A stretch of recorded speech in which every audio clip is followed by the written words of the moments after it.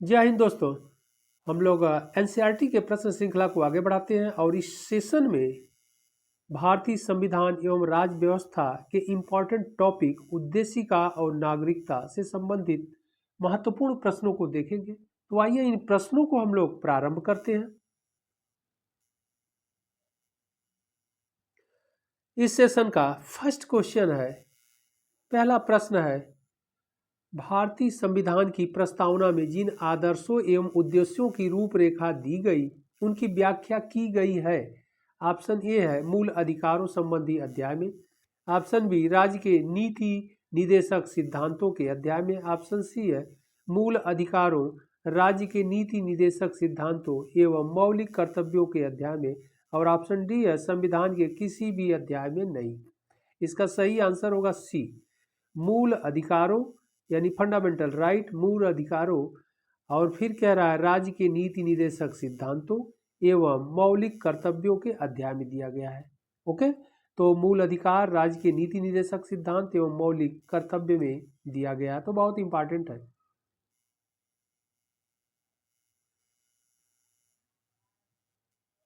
Explain को भी हम लोग देख लेते हैं, नॉलेजेबल है। भारतीय संविधान की प्रस्तावना प्रियम्बल संविधान के उद्देश्यों को प्रतिबिंबित करती है। इसका मुख्य उद्देश्य सामाजिक यानी सोशल, आर्थिक, इकोनॉमिक और राजनीतिक पॉलिटिकल न्याय, विचार, अभिव्यक्ति, विश्वास, धर्म और उपासना की स्वतंत्रता, प्रतिष्ठा और अवसर की समानता आदर्शों को प्राप्त करना है। प्रस्तावना में जिन आदर्शों एवं उद्देश्यों की रूपरेखा दी गई है उनकी व्याख्या संविधान में मूल अधिकारों, राज्य के नीति निदेशक सिद्धांतों और मौलिक कर्तव्यों संबंधी अध्याय में की गई है। ओके, अगला प्रश्न, प्रश्न संख्या 2, क्वेश्चन नंबर 2, भारतीय संविधान की उद्देशिका में निहित संपूर्ण प्रभुत्व संपन्न लोकतंत्रात्मक गणराज्य, पंथ निरपेक्ष तथा समाजवादी आदि शब्दों का सही क्रम क्या है। ओके, तो ऑप्शन ए कह रहा है समाजवादी, पंथ निरपेक्ष, लोकतंत्रात्मक गणराज्य, संपूर्ण प्रभुत्व संपन्न। बी कह रहा है संपूर्ण प्रभुत्व संपन्न, समाजवादी, पंथ निरपेक्ष, लोकतंत्रात्मक गणराज्य। ऑप्शन सी कह रहा है पंथ निरपेक्ष, संपूर्ण प्रभुत्व संपन्न, समाजवादी और लोकतंत्रात्मक गणराज्य। ऑप्शन डी है लोकतंत्रात्मक गणराज्य, पंथ निरपेक्ष, संपूर्ण प्रभुत्व संपन्न, समाजवादी। तो इसका सही आंसर बी होगा, क्योंकि सबसे पहले जो दिया गया है संपूर्ण प्रभुत्व संपन्न। ओके, इसके बाद समाजवादी शब्द है, जबकि ए में समाजवादी पहले दे दिया गया है, तो यह नहीं होगा। सी में पंथ निरपेक्ष पहले दे दिया गया, यह नहीं होगा। डी में लोकतंत्रात्मक गणराज्य पहले दे दिया गया है, तो यह भी नहीं होगा। इसका सही आंसर बी होगा। एक्सप्लेन को भी हम लोग देख लेते हैं। संविधान की उद्देशिका में निहित विभिन्न शब्दों का सही क्रम निम्नवत है: संपूर्ण प्रभुत्व संपन्न, समाजवादी, पंथ निरपेक्ष, लोकतंत्रात्मक गणराज्य, न्याय, स्वतंत्रता, समता, व्यक्ति की गरिमा, राष्ट्र की एकता और अखंडता तथा बंधुता। ओके,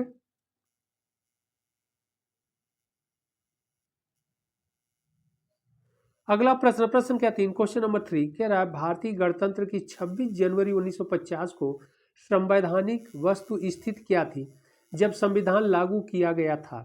ओके, ऑप्शन ए कह रहा है लोकतंत्रात्मक गणतंत्र, ऑप्शन बी है संपूर्ण प्रभुत्व संपन्न धर्मनिरपेक्ष लोकतंत्रात्मक गणराज्य, ऑप्शन सी कह रहा है संपूर्ण प्रभुत्व संपन्न लोकतंत्रात्मक गणराज्य, और ऑप्शन डी कह रहा है संपूर्ण प्रभुत्व संपन्न समाजवादी धर्मनिरपेक्ष लोकतंत्रात्मक गणराज्य। इसका सही आंसर होगा सी, संपूर्ण प्रभुत्व संपन्न लोकतंत्रात्मक गणराज्य। ओके, एक्सप्लेन को भी हम लोग देख लेते हैं, नॉलेजेबल है। 26 जनवरी 1950 को भारतीय गणतंत्र की संवैधानिक वस्तु स्थिति भारतीय संविधान की उद्देशिका के अनुसार संपूर्ण प्रभुत्व संपन्न लोकतंत्रात्मक गणराज्य थी।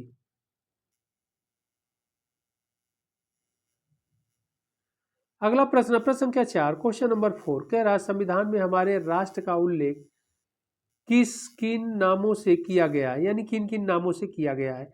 ऑप्शन ए कह रहा है भारत तथा इंडिया, ऑप्शन बी केवल भारत, ऑप्शन सी हिंदुस्तान तथा India, option D Bharat, Hindustan तथा इंडिया। इसका सही आंसर होगा ये भारत तथा India.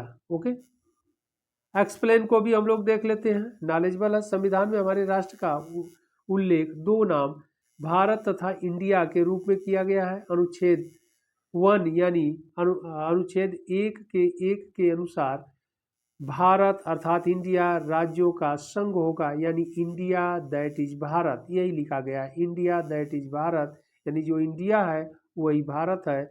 Shell be a union of state, यानी India that is a Bharat shall be a union of state. तो यह हमारे संविधान में भारत इंडिया दोनों शब्द का उल्लेख किया गया है, इंडिया और भारत, और कहा गया है कि इंडिया दैट इज भारत, जो इंडिया है वही भारत है। ओके,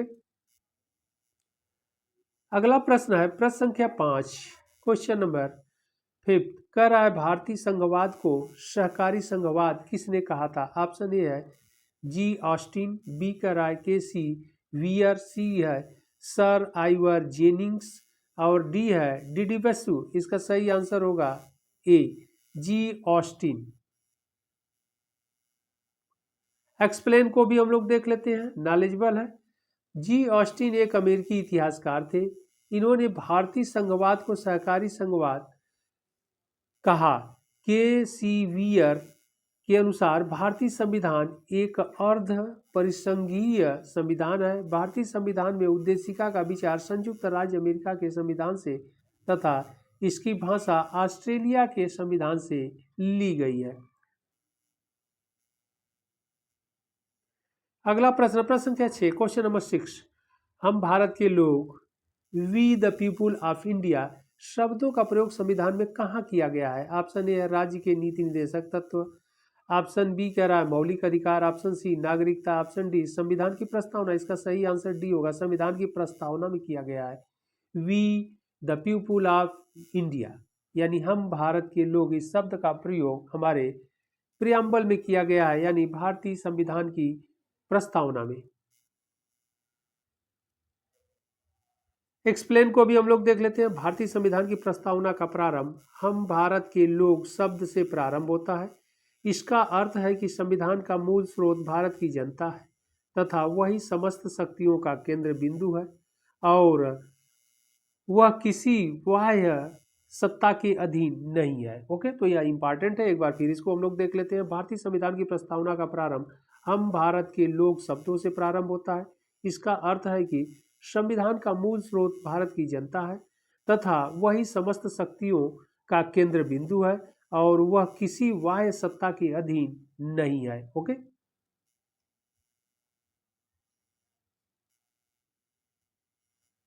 अगला प्रश्न प्रश्न संख्या 7, क्वेश्चन नंबर 7 निम्नलिखित शब्दों में से कौन सा शब्द 1975 में भारतीय संविधान की प्रस्तावना में सम्मिलित नहीं था। बहुत इंपॉर्टेंट क्वेश्चन है, बार बार एग्जाम में पूछा जाता है।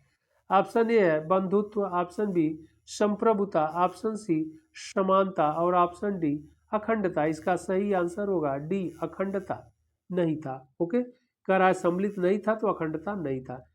एक्सप्लेन भी नॉलेजेबल है, इसको हम लोग देख लेते हैं।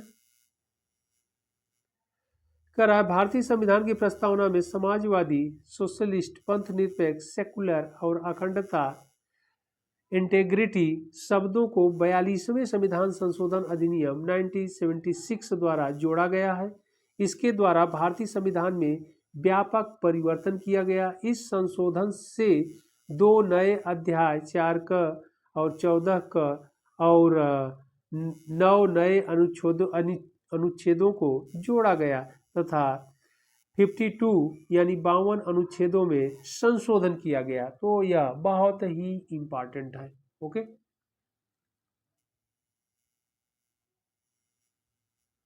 अगला प्रश्न प्रश्न संख्या 8, क्वेश्चन नंबर 8 सभी व्यक्ति पूर्णतः और समान रूप से मानव है, यह सिद्धांत जाना जाता है। ए सार्वभौमिकता, बी समष्टिवाद, ऑप्शन सी कह रहा है समाजवाद, ऑप्शन डी है अंतःक्रियावाद। इसका सही आंसर होगा ए सार्वभौमिकता। एक्सप्लेन को भी हम लोग देख लेते हैं। सभी व्यक्ति पूर्णतः और समान रूप से मानव है, यह सिद्धांत सार्वभौमिकता के नाम से जाना जाता है। इसके अनुसार सभी व्यक्तियों को उनके मानव अधिकार समान रूप से बिना किसी भेदभाव के उपलब्ध होने चाहिए।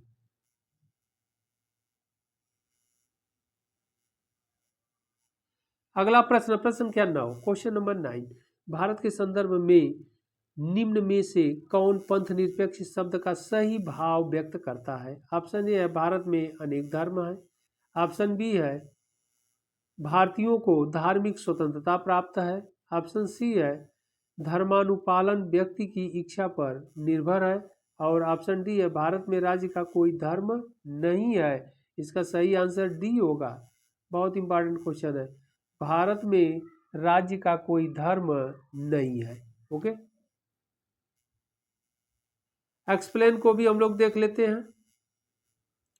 पंथ निरपेक्ष यानी सेकुलर शब्द संविधान की प्रस्तावना में 42वें संविधान संशोधन अधिनियम 1976 यानी 1976 द्वारा जोड़ा गया। पंथ निरपेक्ष राष्ट्र से तात्पर्य ऐसे राज्य से है जो किसी धर्म विशेष को राज्य के धर्म के रूप में मान्यता नहीं देता, बल्कि वह सभी धर्मों को तटस्थ भाव से समान संरक्षण प्रदान करता है।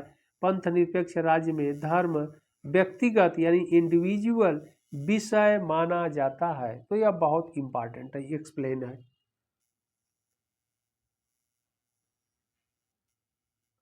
अगला प्रश्न, प्रश्न संख्या 10, क्वेश्चन नंबर 10, निम्नलिखित उद्देश्यों में से कौन सा एक भारत के संविधान की उद्देशिका में सन्निहित नहीं है? ऑप्शन ए है विचार की स्वतंत्रता, ऑप्शन बी आर्थिक स्वतंत्रता, ऑप्शन सी अभिव्यक्ति की स्वतंत्रता, ऑप्शन डी है विश्वास की स्वतंत्रता। इसका सही आंसर होगा बी आर्थिक स्वतंत्रता। ओके, आर्थिक स्वतंत्रता सन्निहित नहीं है, इंपॉर्टेंट क्वेश्चन है। एक्सप्लेन को भी हम लोग देख लेते हैं। भारतीय संविधान की उद्देशिका में सभी नागरिकों को सामाजिक, आर्थिक और राजनीतिक न्याय के साथ साथ विचार, अभिव्यक्ति, विश्वास, धर्म और उपासना की स्वतंत्रता का लक्ष्य रखा गया है। ध्यातव्य है कि भारतीय संविधान की उद्देशिका में आर्थिक स्वतंत्रता की नहीं बल्कि आर्थिक न्याय की बात कही गई है। ओके, तो क्या कहा गया है? आर्थिक न्याय की बात कहा गया है, आर्थिक स्वतंत्रता की बात नहीं कहा गया है।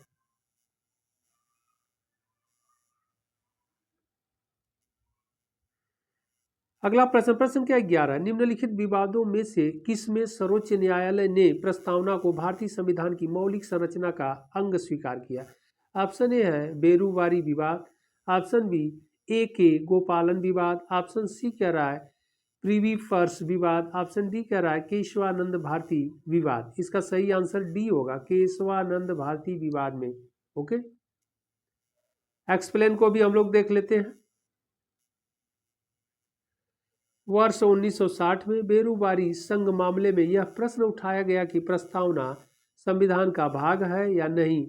तब सर्वोच्च न्यायालय ने निर्णय दिया कि प्रस्तावना संविधान का अंग नहीं है, लेकिन सर्वोच्च न्यायालय ने यह निर्णय केशवानंद भारती बनाम केरल राज्य 1973 ईस्वी में बदल दिया और कहा कि प्रस्तावना संविधान का भाग है, इसमें संशोधन हो सकता है, लेकिन संसद संविधान के मूल ढांचे यानी बेसिक स्ट्रक्चर का उल्लंघन किए बिना ही संशोधन कर सकती है।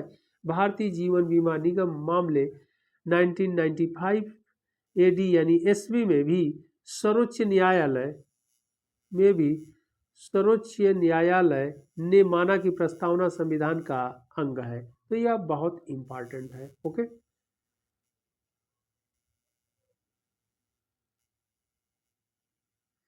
अगला प्रश्न, प्रश्न क्या 12 है, कह रहा है निम्नलिखित कथनों पर विचार कीजिए।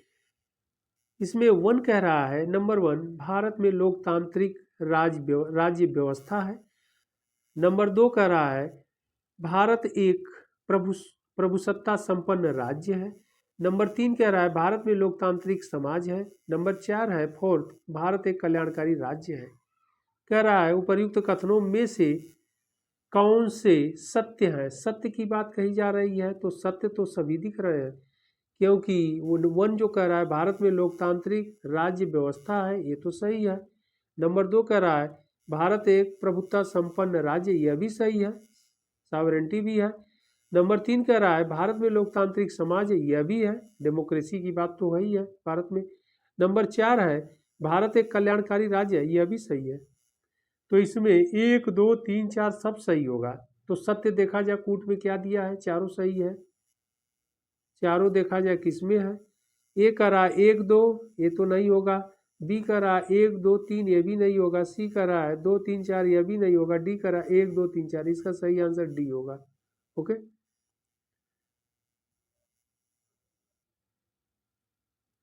एक्सप्लेन को भी हम लोग देख लेते हैं। भारतीय संविधान की प्रस्तावना में भारत को एक प्रभुत्व संपन्न समाजवादी पंथ निरपेक्ष लोकतांत्रिक गणराज्य बनाने की परिकल्पना की गई है, जबकि भारत को एक कल्याणकारी राज्य यानी वेलफेयर स्टेट बनाने की भावना संविधान के भाग 4 के अंतर्गत शामिल राज्य के नीति निदेशक तत्वों में निहित है। ओके,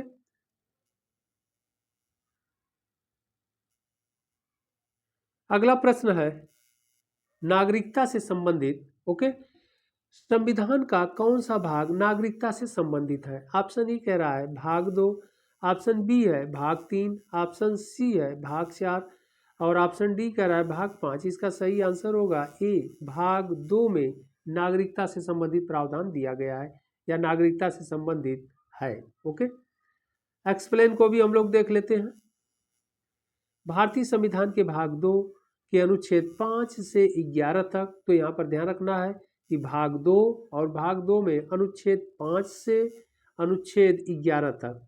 ओके, यानी आर्टिकल, इंग्लिश में अनुच्छेद को आर्टिकल कहा जाता है, आर्टिकल 5 से यानी 5 से लेकर आर्टिकल 11 तक नागरिकता यानी सिटीजनशिप का उल्लेख किया गया है या सिटीजनशिप से संबंधित सारे प्रावधान दिए गए, यानी नागरिकता से संबंधित प्रावधान दिए गए। नागरिकता लोकतंत्रात्मक राज व्यवस्था के अपरिहार्य सिद्धांत को कानूनी स्वरूप प्रदान करती है। ओके, अगला प्रश्न है नागरिकता से संबंधित भारतीय संविधान में निम्न में से कौन सी नागरिकता प्रदान करता है? ऑप्शन ए है दोहरी नागरिकता, ऑप्शन बी एकल नागरिकता, ऑप्शन सी उपरोक्त दोनों, ऑप्शन डी उपयुक्त में से कोई नहीं। इसका सही आंसर होगा बी, एकल नागरिकता। यहाँ पर सिर्फ एकल नागरिकता का प्रावधान है, यानी एकल नागरिकता का प्रावधान है। ओके, यानी केंद्र और राज्य की केवल एक ही नागरिकता से पहचान किया जाता है। ओके, एक्सप्लेन को भी हम लोग देख लेते हैं। भारतीय संविधान एकल नागरिकता यानी सिंगल सिटीजनशिप का प्रावधान करता है। भारतीय संविधान में एकल नागरिकता का उपबंध ब्रिटेन के संविधान से लिया गया है। भारत में केवल प्राकृतिक व्यक्ति को ही नागरिकता दी जाती है, विधिक व्यक्तियों जैसे कंपनी, निगम आदि को नहीं दी जाती है। ओके, अगला प्रश्न, प्रश्न संख्या 3, क्वेश्चन नंबर 3, भारतीय संविधान नागरिकता प्रदान करता है। ऑप्शन ए है जन्म से, निवास से, सी कह रहा है देशीकरण के आधार पर, डी कह रहा है उपर्युक्त सभी के आधार पर। इसका सही आंसर डी होगा, उपर्युक्त सभी के आधार पर। जन्म के आधार पर दिया ही जाता है, निवास के आधार पर दिया ही जाता है, देशीकरण के आधार पर दिया ही जाता है। ओके,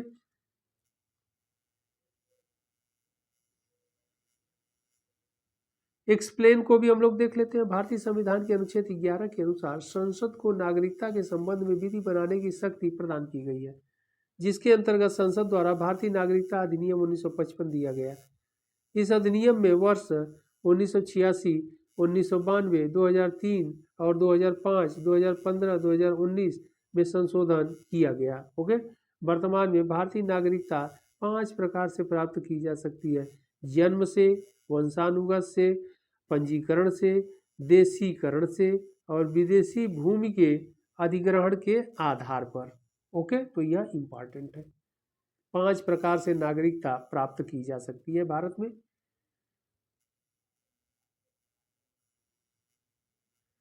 अगला प्रश्न, प्रश्न संख्या 4, किस देश में दोहरी नागरिकता का सिद्धांत स्वीकार किया गया है? बहुत इंपॉर्टेंट है।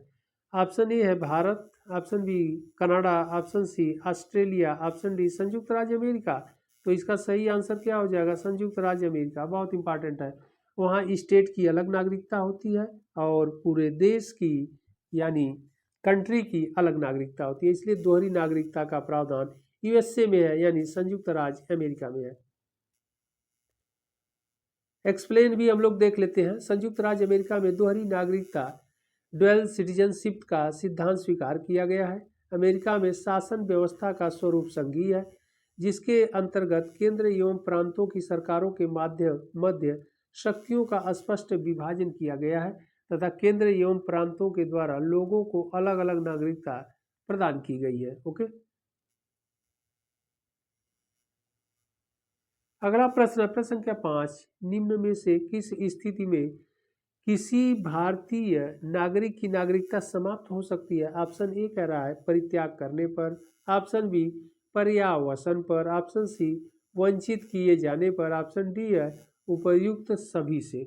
इसका सही आंसर होगा डी, उपर्युक्त सभी से। ओके, यानी परित्याग करने पर, पर्यावसन पर, वंचित किए जाने पर, उपरोक्त सभी।